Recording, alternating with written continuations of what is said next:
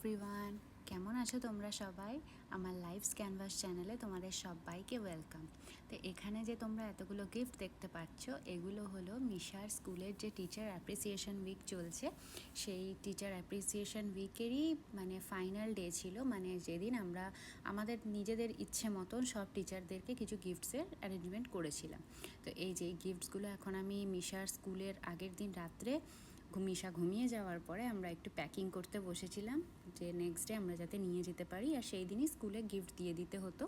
তো এই যে এখানে আমি লিপস্টিক নিয়েছিলাম, ব্যাগ ছিল অ্যালডোর, আরও অনেক কিছু আমরা রেখেছিলাম। তো এক একজন টিচারের জন্য এক এক রকমভাবে আমরা এখানে গিফটসগুলো প্যাক করছিলাম। তো একটা বছর দেখতে দেখতে জানি না কিভাবে কেটে গেল। লাস্ট ইয়ার এই সময় হয়তো আমরা মিশার স্কুলে যাবে কবে সেইটার ওয়েট করছিলাম, আর এখন ওর স্কুল কমপ্লিট হয়ে গেছে, তারই এখন গিফটস প্যাক করছি। আবার ও এক নতুন স্কুলে যাবে, সব কিছু আবার নতুনভাবে তো হবে।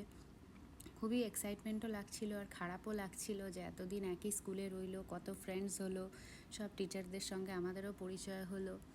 তো যাই হোক, এটাই হয়তো লাইফ। তো আমরা এখন প্যাকিং করে নিচ্ছি। আর নেক্সট ডে দেখো, মর্নিংয়ে মিশা উঠে গেছে, রেডি হওয়ার পরে ওকে গিফটসগুলো দিয়েছি, যে ওই যেন স্কুলে গিয়ে সবার হাতে দিতে পারে, তাতে একটু বেশি ভালো লাগবে, ওরও ভালো লাগবে আর টিচারদেরও ভালো লাগবে। তো এই দেখো রেডি হয়ে আমরা এখন যাব স্কুলে, আর স্কুলে গিয়ে গিফটটা দিয়ে চলে আসবো, কারণ তারপরে ওদের স্কুলে আবার ফিল্ড ডে ছিল, সেইখানে আমাদেরকে যেতে হতো।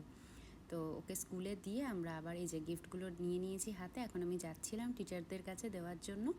আর এই গিফটসগুলো দিয়ে আমরা আবার বাড়ি এসে আবার কয়েক ঘন্টা পর তারপরে যাব, কারণ মিশা সেনকে ফিল্ড ডে ছিল।